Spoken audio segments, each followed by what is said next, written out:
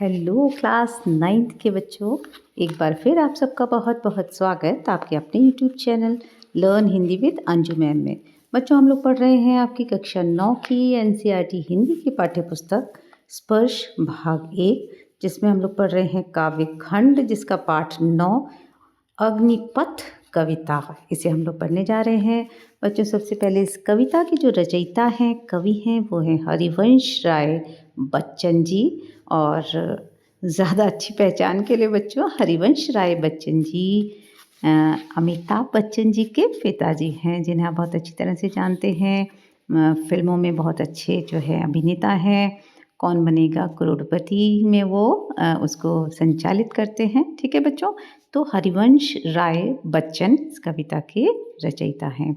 इस कविता में बच्चों कवि ने संघर्षमय जीवन को अग्निपथ कहा है।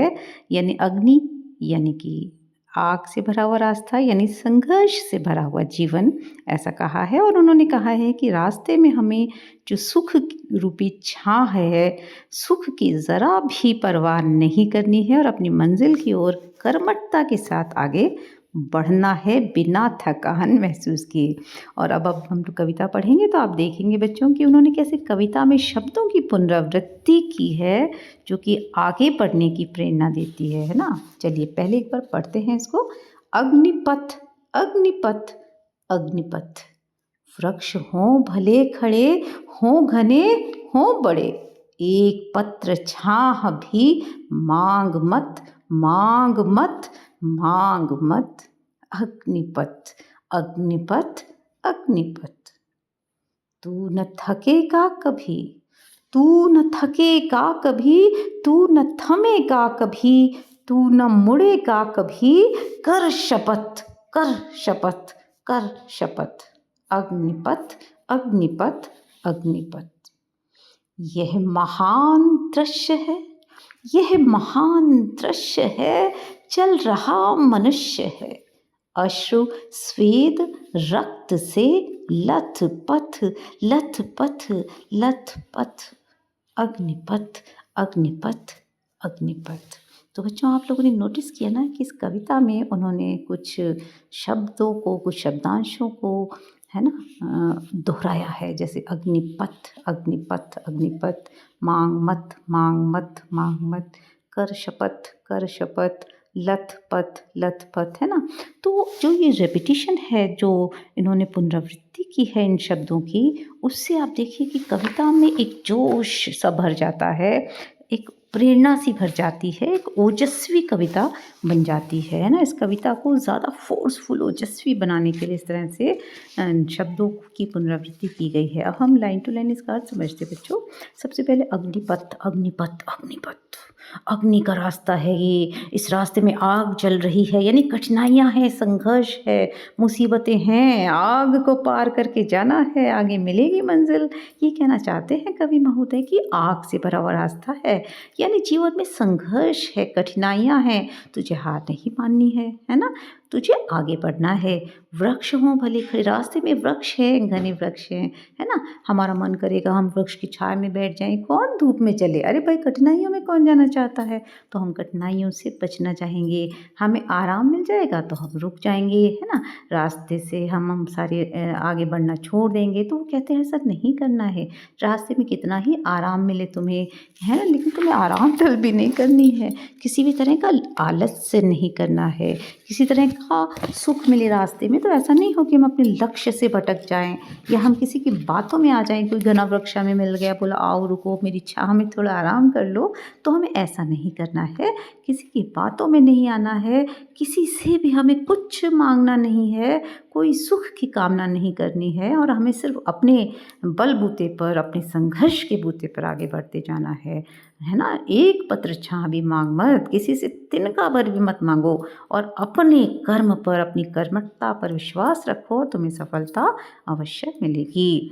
फिर अगले पंक्ति में कहते हैं तू न थकेगा कभी, तू न थमेगा कभी। वो कहते हैं अरे तू तो बहुत बहादुर मनुष्य है, जो अपने कर्म के रास्ते पर चल रहा है, तू कभी थक नहीं सकता, तुझे थकना नहीं है, तुझे थमना नहीं है, तुझे रुकना नहीं है, तू कभी मुड़ के पीछे नहीं देखेगा कि लो पीछे मुड़ जाएं, अरे आगे तो बहुत लंबा रास्ता है, पता नहीं मंजिल मिलेगी कि नहीं मिलेगी, थक के बैठ जाते हैं। बहुत से लोग ऐसे होते हैं ना, बीच रास्ते में हार जाते हैं कि नहीं मेरे से नहीं हो पाएगा, है ना। पढ़ाई में भी कई बार ऐसा होता है, कहते हैं नहीं नहीं हमसे नहीं हो पाएगा। ऐसा नहीं करना है, आगे मंजिल है, आपको चलते रहना है तो निश्चित रूप से आपको आगे मंजिल मिलेगी। तो कहते हैं कि तू कभी ऐसा नहीं करेगा, थकेगा नहीं, आगे बढ़ता रहेगा, मुड़ कर नहीं देखेगा। और इस बात की तू शपथ कर, तो अपने मन में प्रण ले कि तू ऐसा करेगा, निरंतर आगे बढ़ेगा। अग्निपथ अग्निपथ अग्निपथ, क्योंकि जीवन जो है वो संघर्ष का ही रास्ता है। और हर व्यक्ति, जो भी सफल व्यक्ति है जिसे हम आज सफल देख रहे हैं, वो इसी अग्निपथ यानी कि संघर्ष के रास्ते पर चलकर ही वहाँ तक पहुँचा है। आगे कहते हैं कवि कि यह महान दृश्य है, चल रहा मनुष्य है। वो कहते हैं कि इससे सुंदर, इससे महान, इससे अप्रतिम दृश्य नहीं हो सकता। कैसा दृश्य, किस दृश्य को कह रहे हैं वो इतना सुंदर? वो कह रहे हैं कि मनुष्य चल रहा है। देखिए चल रहा है, ये दृश्य ही उन कवि की नज़रों में कितना महान है।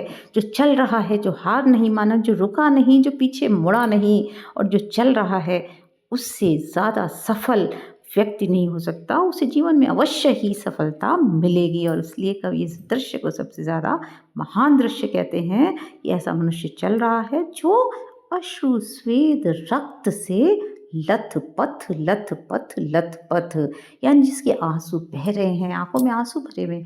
कभी कभी हम बहुत कष्ट में आ जाते हैं, हमारी आंखों में आंसू आते हैं, हम रोते हैं, रास्ता छोड़ देते हैं, हार जाते हैं ना रोते रोते।